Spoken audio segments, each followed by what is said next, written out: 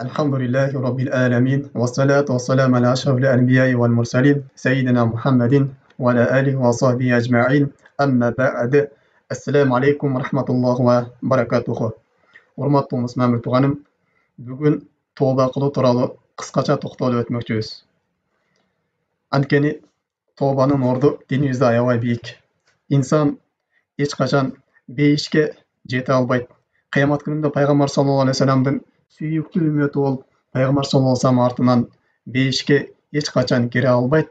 Качан инсан күнөөлөрүн таштап, Аллах Тааланын каары келе турган жолдон алыс болуп, Аллах Тааланын азабы түшө турган иш аракеттерди таштап, Аллах Тааланын ырайымы келе турган, Аллах Тааланын бейиши боло турган жолго кайтмайынча. Тооба бул бейиштин ачкычы деп койсок болот. Тооба бул тозоктон куткаруучу жол деп койсок болот.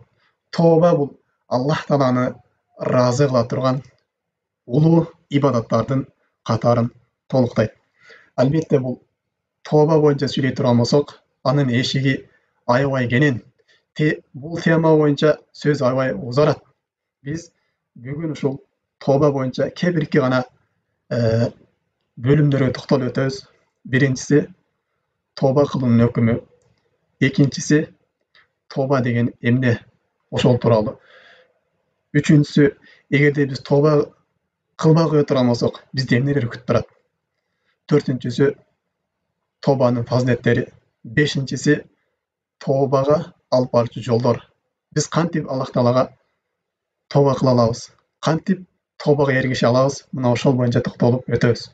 Биринчи эле бул ар бир жасаган күнөө ишке заматта тооба кылыштык. Ал күнөө ишти ошол жерде ташташтык.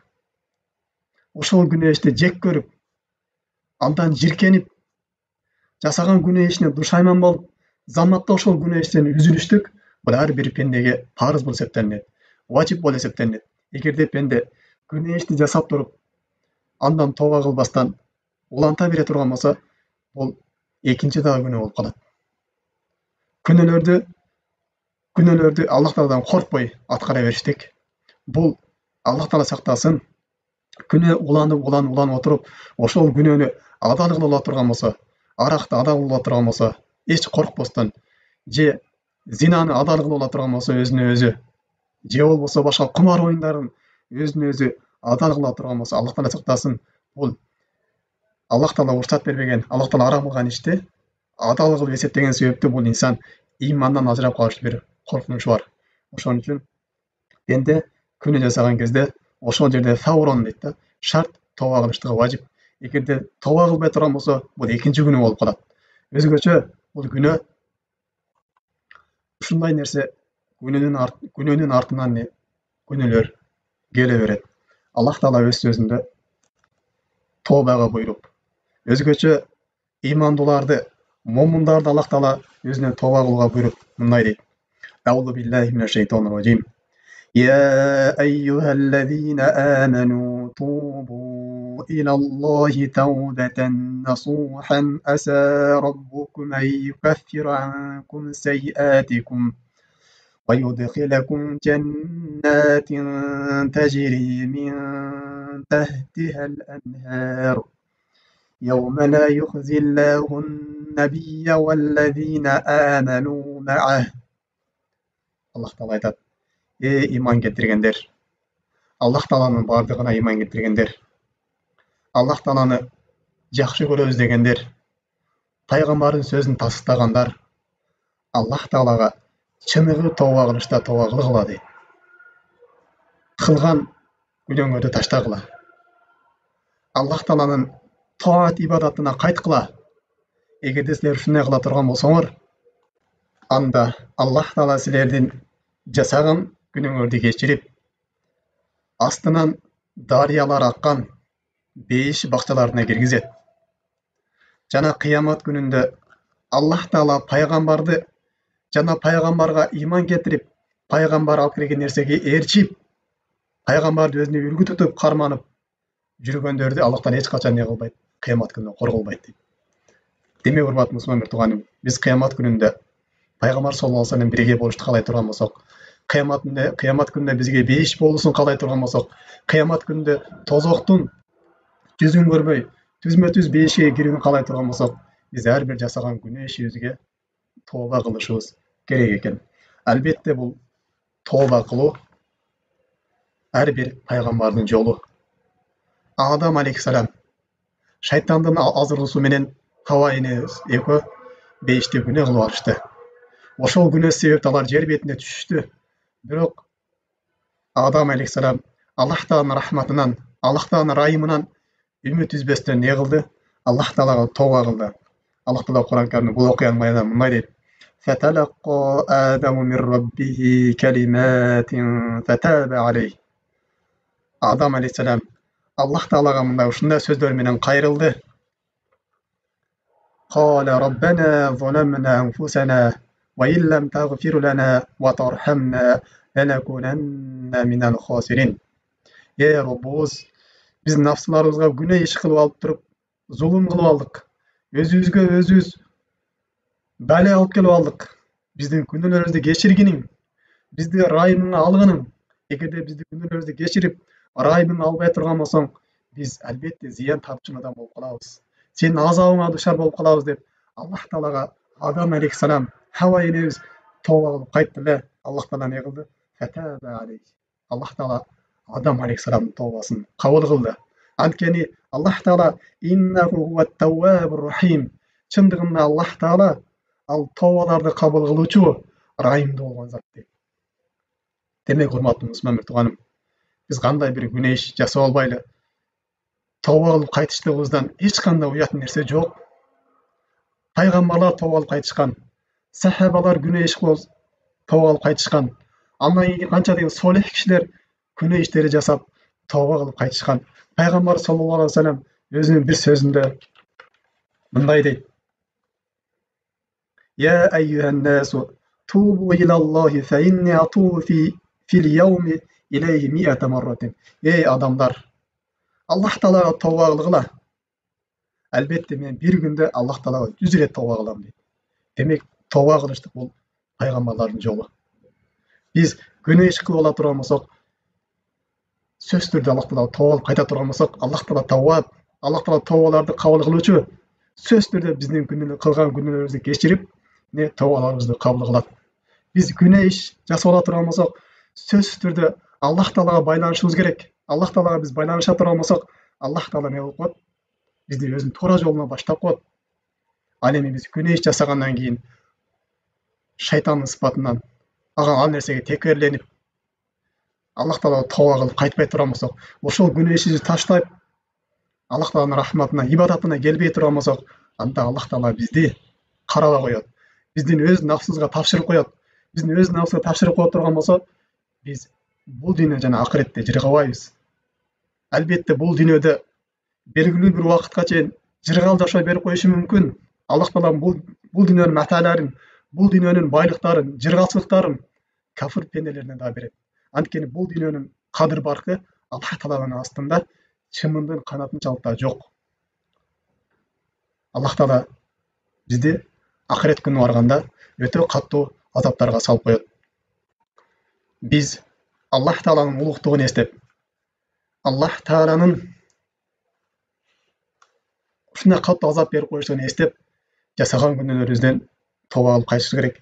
Аллах Таала кыямат күнүндө дозок ээлеринин аларга кандай түрдө азап болор экендигин көп жерде баяндаган. Мына ошол азаптардын кээ бирлерин токтолуп кете турган болсок, дозок ээлеринин тамактары эмнеден болот дегенде Аллах Таала Куран Каримде не дейт? Лейса лахум таамун илля мин дария ла юсмину ва ла югни мин жуа.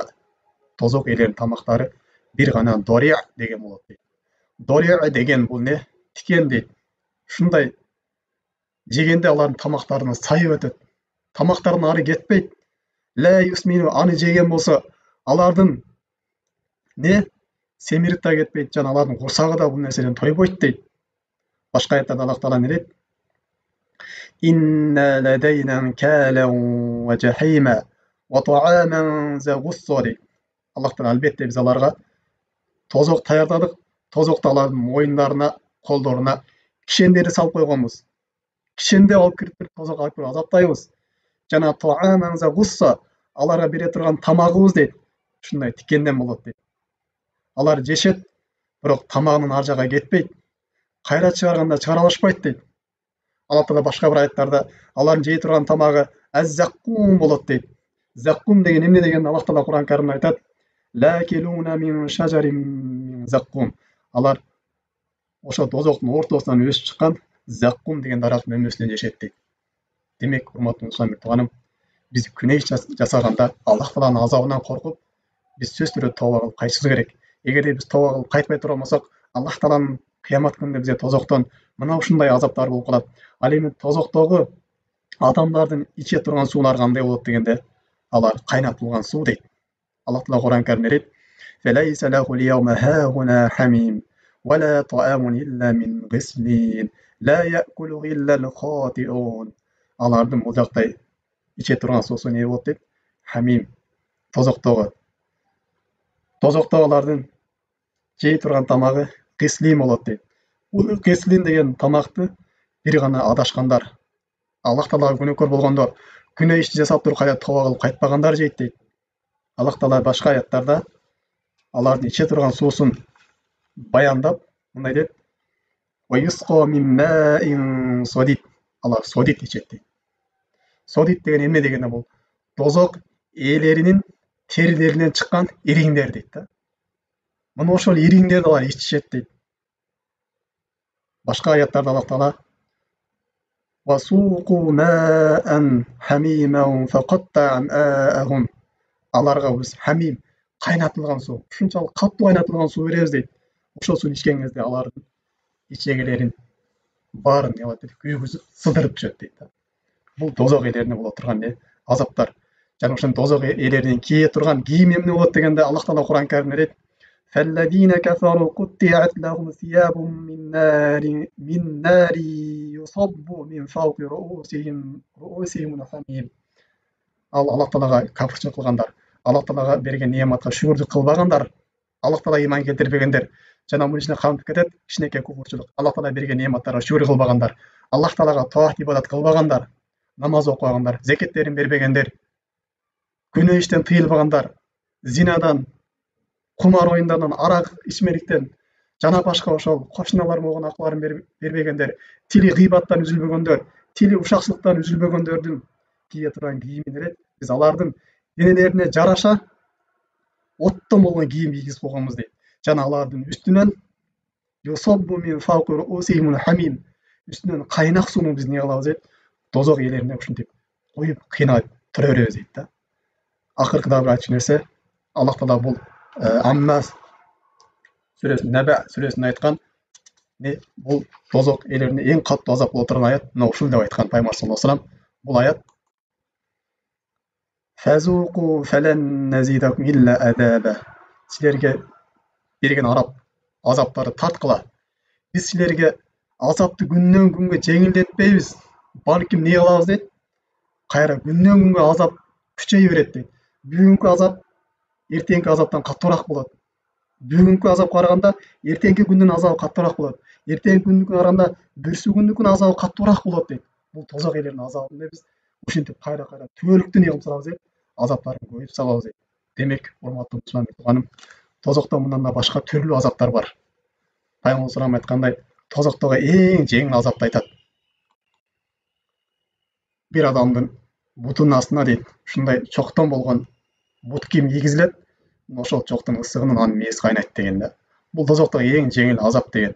Жана ошол менен Аллах Таала башка бир аяттарда тозоктогулар эс алганда, дем алышканда кантип дем алат дегенде, аларга азап болбой токтоп турганда кандай болот дегенде, Аллах Таала дейт Кур'ан Каримде: "Лахум мин жаханнама михаду ва мин фауqihim" дейт.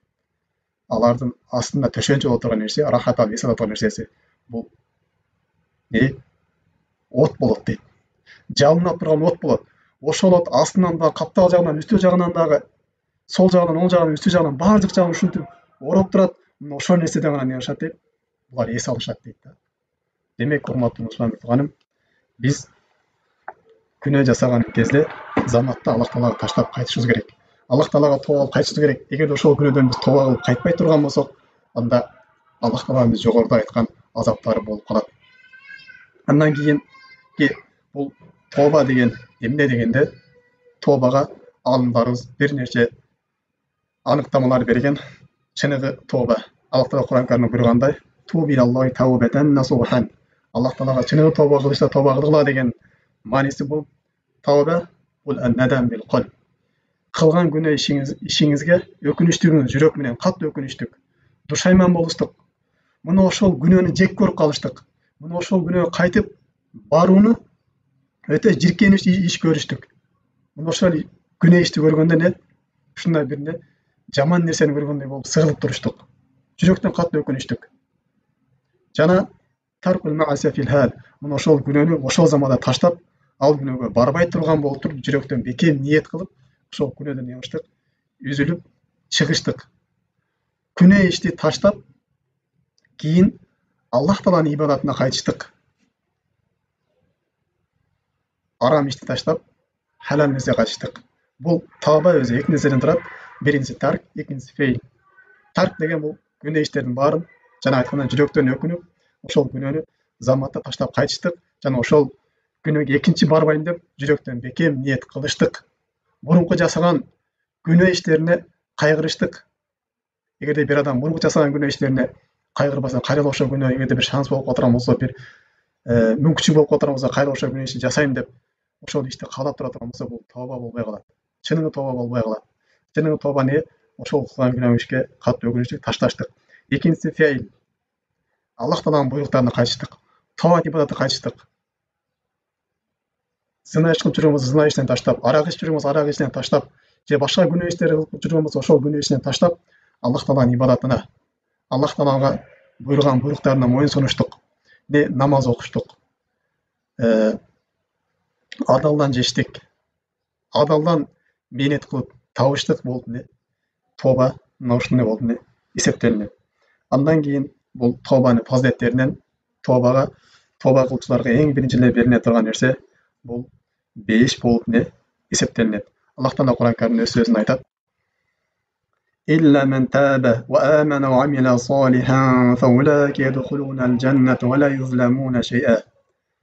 Бир гана Аллах Таалага тооба кылып, кийин Аллах Таалага ыйман келтирип, жана тообасынан кийин күнөө иштерди таштап туруп эле болду ошо менен болду деп тыйылып калбастан солих амалдарды жасагандар, садакаларды бергендер, зекетин берген, оразасын кармаган, намаздарын казаларын окуган, башка бирөөлөргө жакшылык кылган, кошунасы менен тууган менен таарынышып жүргөн болсо, таарынышын таштап, мамилесин чындагандар, ушинтип тооба кылгандар, ошолор эмне кылат дейт? Алар бейишке киришет. Вала юзламуна шай'ан. Алар эч качан эч кандай кыпынчалыкта, алар эч кандай зулум болбойт. Алар бейишке не киришет. Аллах Таала биринчи аларга бара турган жерде эмне кылды? Аллах Таала бейишти вада кылды. Андан кийин урматтуу мусулман тууганым, бул пенде тооба кыла турган болсо, Аллах Таала пенденин тообасынан сүйүнөт. Пайгамбар саллаллаху алейхи ва саллям айтат: "Лиллаху ашадду фарахан би таубати абдихи хина ятубу илейхи." Аллах Таала пенде тооба кылган кезде мына ушундай сүйүнөт дейт. Силердин араңарда бир киши ээн тала жерде, эч кандай суу жок, же бир адам жок, эч бир жаныбар жок жерде төөсү менен бара жатып, мына ошол төөсүн жоготуп алып, төөсүнүн үстүндө анын суусу бар эле дейт, жей турган тамагы бар эле дейт. Төөсүн жоготуп алып, адыр жерде жашоодон үмүт үзүп, бир дарактын астына келип жатып калып дейт да. Болду эми тамагым да жок, ашым да жок, барар жерим да жок, кайга барышымды билбейм деп бир жерге келип, дарактын астына көлөкөлөп, өзүнүн ажалын күтүп жатып калган киши дейт да. Коркусунан ошол не көзүн ачса эле, жанагы даракка өзүнүн төөсү байланып калып, төөсүн табып, анын үстүнө тамагын, ичимдиктерин баарын таап алып, катуу кубанганынан дейт, не деп жиберген дейт? Аллахумма анта абиди ва ана раббук. Аллахым, сен менин кулумсуң, мен сенин Роббумун деп ушуна катуу сүйүнгөндөн эмне кылды дейт? Адашып айтып алган дейт да. Мына ушул киши сүйүнгөндөн дагы Аллах Таала катуураак сүйүнөт дейт. Силердин араңардан бирөө тооба кылып Аллах Таалага не кайта турган болсо дейт. Демек, урматтуу мусулман тууганым, Аллах Таала башка аяттарында айтат: "Фаман таба мин ба'ди зулмихи ва аслаха фа инналлаха ятубу алейхи инналлаха гафурур рахим." Силерде кимде-ким өз нафсына зулум кылгандан кийин, күнөө иш жасап алгандан кийин Аллах Таалага тооба кыла турган болсо, кейін өзінің абалын оңдай тұрған болса, қайыр Алла тағаланың тауат ибадаттарына қайта тұрған болса, намазға жығыла тұрған болса, намазына бекем бола тұрған болса, башкаларга болгон мамилесин кайрадагы оңдоп бекемдеп чыңдай турган болсо, жей турган тамагын, иче турган суусун адалдай турган болсо, кыла турган кесибин адалдай турган болсо, оңдой турган болсо, албетте Аллах таала булардын тавбаларын не кылат дейт, Аллах таала кабыл кылат дейт. Анткени Аллах таала кечирүүчү, ырайымдуу болгон зат дейт. Андан кийин бул тооба кылуучуларды Аллах таала жакшы көрөт. Ар бир пенде ката кетирүүчү, бирок эң жакшы ката кетиргендер эң жакшылар булар тооба кылуучулар. Аллах таала тооба кылган пенделерин жакшы көрөт. Аллах таала Кур'ан Каримде өз сөзүнүн бекемдеп айтат. Бул Кур'ан Аллах тааланын сөзү. Эч шек күмөн жок. Эч ким айта албайт, бул Кур'ан махлуктун сөзү деп. Ким махлуктун сөзү деп айта турган болсо, ал динден чыгып кетет. Аллах таала өз сөзүндө айтат: "Инналлаха юхиббут тауабина ва юхиббул мутатаххирин." Чындыгында Аллах таала тооба кылуучуларды, күнөө ишти жасап туруп Аллах таалага кайткандарды Аллах таала жакшы көрөт дейт. Жана өз нафсыларын тазалагандарды, күнөө иштерден тазалап, Аллах тааланын кечирим үмүт кылып, жана сол ибадаттарды кылып, күнөөлөрүнү кафарат кылгандарды Аллах таала не кылат дейт, жакшы көрөт дейт. Жана ошондой эле бул тооба кылуу фазилеттеринен Аллах таала жасаган күнөө иштерин не кылып берет, соо ишке айландырып берет.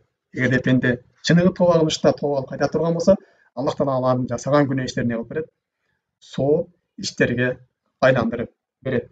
Мындан дагы башка бул тообанын фазилеттери аябай көп.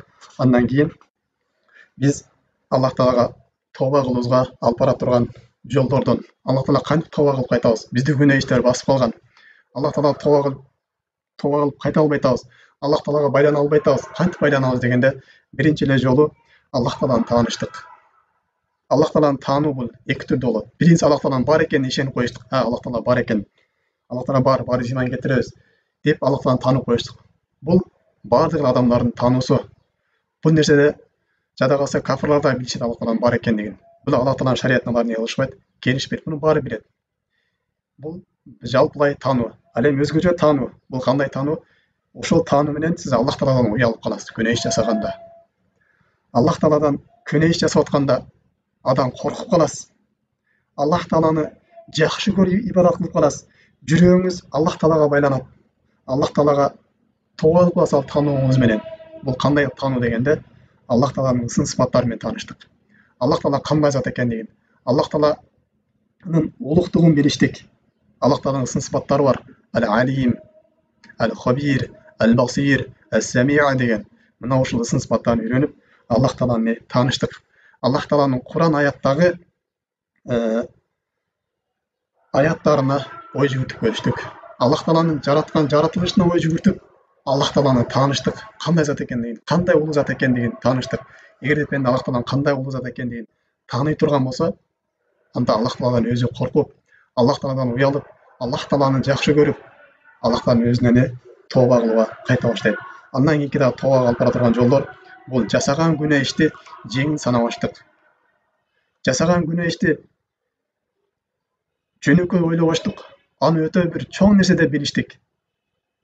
Анткени пенде бир күнөө ишти кылып туруп, ошол күнөө ишке кубанып жүрө турган болсо, ал күнөө иштин артынан кандай бир апат, бали, азап келүүсүн билбей турган болсо, анда бул кайра пенде не кылат? Кайра күнөө иштерге түртө берет. Ал эми пенде ошол күнөө иштин артынан кандай азап болорун, кандай бир Аллах тааланын каары күтүп турарын биле турган болсо, бул күнөөдөн алыстайт. Ар бир күнөө ишти сиз жөнөкөй санабаңыз. Ошон үчүн алымдар айтышат, сен күнөөнүн кичинелигине караба дейт. Кимге күнөөкөр болуп жатканын кара дейт да. Аллах таалага күнөөкөр болуп жатасыз. Аллах таала өтө улуу зат. Өтө улуу заттын буйруктарына каршы чыгып жатасыз. Ага сиз күнөөкөр болуп жатасыз. Мына ошол нерсени кылышсак, караштык пенде. Күнөөнү эч качан жеңил санабаштык. Күнөөнүн артынан көптөгөн бале кырсыктар бар. Бунун ушул тарапта өзүнчө китептер жазылган. Күнөө бул инсандын жүзүндө нурун кетирет. Күнөө бул инсандын жашоосунан, инсандын өмүрүнүн берекесин кетирет. Күнөө бул пендени көптөгөн жакшылыктардан кур калтырат. Күнөөнүн эң чоң азабы бул кабыр азабына жана тозак азабына, кыямат күнүндө Аллах тааланын жүзүн көрүүдөн кур жарак калтырат. Мындан да башка күнөөлөрдүн артынан келүүчү азаптар аябай чоң. Андан кийин дагы пенде өзүнүн айлана чөйрөсүн оңдоштук. Мурдагы жанагы эле баягындай достордон алыс болуштук. Ичкен, чеккен, давай бияка кеттик деп күнөөш жака алып барып турган достордон алыстап, аларды таштап, не Аллах Тааланын жолуна чакыра турган, адал жол менен жүрө турган, адал кесип кыла турган досторго аралаштык. Анткени пайгамбар саллаллаху алейхи айткан: "Иннаман нас кал ибли миатин, ла такаду таҗиду фиha рахилатан." Албетте адамдар бул төөгө окшош дейт, 1000 төөгө окшош дейт. Ал 1000 төөнүн ичинен дейт, экөө үчөөсү эле 1000 жарактуу болот дейт да. Ошол сыяктуу сиздин досторуңуз көп, бирок анын ичинен да сиз тандап достошуңуз, кайсы сизге дос болгонго ылайыктуу, кайсы сизди Аллахтын жолун эскертип турат, кайсы сизди күнөөлөрдөн тооба кылууга кайтууга сизди баштап турат. Ошолор тандап дос болуш керек. Жана ошондой эле пайгамбар айткан: албетте адам бул досунун дининде болот деген. Силердин бирөөңөр ким менен достошуп жатканын карасын дейт. Бул достун касафатыны аябай чоң. Аллах Таала Кур'ан Каримде баяндайт: "Яума яудду залиму аля ядайхи, якулу я лайтани иттахазту ма'a расули сабилан." Кыямат күнүндө залым адам дейт. Күнөөкөр болгон адам, фажир адам, бузук адам, кафир адам колун тиштеп катты өкүнөт дейт. Я лайтани дейт. Кана эле мен тиги дүйнөдө пайгамбарлардын жолун ээрчисем, пайгамбарларды ээрчисем кана эле дейт. Я вайлатани лайтан лам аттахид фуланан қалилан. Паланчаны өзүмө дос тутпасам эле дейт. Паланчаны өзүмө бекер дос кармаптырмын. Ошону дос тутпаганда эле мен бүгүн бейиште гана бейиш элермен жыргап отурмак экем. Паланчаны дос туткан себебим мен бүгүн мына тозокто не кылып турам дейт. Кыйналып турам. Лакад адаллани ан зикри бада изжаани. Мага шариат кергенде, мага ислам кергенде, мени мечитке жүр деген достор чакырганда, мени аракты ташта, сигарет чекпе, зынадан алыс бол деп мени башка досторум чакырганда, жанагы достор мени не кылып койду? Аллах Тааланын зикрине мен алакыстып, башка жолго баштап кетишти деп ушундай катуу не өкүнүп калат. Ошон үчүн урматтуу инсан тооба кылыш үчүн сөзсүз өзүнүн айлана чөйрөсүндөгү доско дагы чоң маани бериш керек. Эгерде жакшы достор көргөн болсо, Аллах Тааланын зикрине, Аллах Тааланын ибадатына жардамчы болгон достор көрө турган болсо, ошолорго бекем болуш керек. Ал эми жаранман достор боло турган болсо, Аллах Таала кыямат күнүндө кыямат күнүндө ошо бири-бирине керилишип кеткен достор бири-бирине душман болуп калат дейт. Бир гана иллал муттакин, бир гана Аллах жолунда достошкондор гана алар эч качан бири-бирине душман болушпайт дейт. Наоборот, алар бири-бирине шафаат кылышат. Ошол Аллах жолунда достошкон досу дейт. Эгерде бейишке чыгып кала турган болсо, бейишке жанагы досун издейт дейт. Ошону Аллах Таалага кайрылып: Роб, паланча досум менен мен намаз окуйт элем, паланча досум менен роза кармайт элем, кана ошол бейиште көрүнбөйт го деп, ошол досун издеп, тозоктон куткарып чыгат дейт да. Пайгамбар айткан, ушундай кыямат күнү шафаат кылчу достор не кыла деген, көбөйткүлө деген. Ошон үчүн сөзсүз түрдө доско дагы маани беришибиз керек. Андан кийин ошол күнөөшкө алып бара турган себептердин баарын алысташтык. Эгерде сигарет чеге турган болсо, сигарет не кылыштык? Сигарет сата турган жерге жакындабаштык. Сигарет чеккен адамдарга жакындабаштык. Арак иче турганбыз, арак ичетін адамдарга жакындабаштык. Намаз окуп атабыз, намаз окуп аткан адамдардан не колдон келсе четтенип, намаз окуп турган жандарга не кылыштык? Аракет кылыштык. Жана ошондой эле дагы не жана айткандай эле өзүнүн чөйрөсүн дагы оңдоп жүрүштүк биздин күнөөштөрдөн тооба Алла Таала кайтыбызга жардам берет экен. Андан кийин нерсе, акыркы нерсебиз болсун, солих амалдар бекем кармаштык, ибадаттарга бекем болуштук, фарз амалдар, нафил амалдар, сүннөт амалдарга дагы бекем болуштук. Кандай бир ибадат боло турган болсо, мына ошол ибадатка бекем болуштук биздин тообубузга, кылган тообубуздан кайтып кетпешке бизге чоң не жардамчы болот. Андан акыркы нерсе, адам өз нафсын эсеп кысак кылып жүрүштүк. Инсан өлүмдөн коркуштук. Биз эч кимибиз билбейбиз качан бизге өлүм сааты келип калыштыгын. Качан пенде ошо өлүм сааты келип калыштан корко турган болсо, ал адам ар дайым өзүнүн нафсын эсеп кысак кылып, эртең кыямат күнү эмне даярдадым? Мен азыр эмне иштерди кылып жүрөм? Кайсыл кылган ишим Аллах Таалага жагат, кайсыл жасаган ишим Аллах Таалага жакпайт деп өзүн бир контролго алыштык.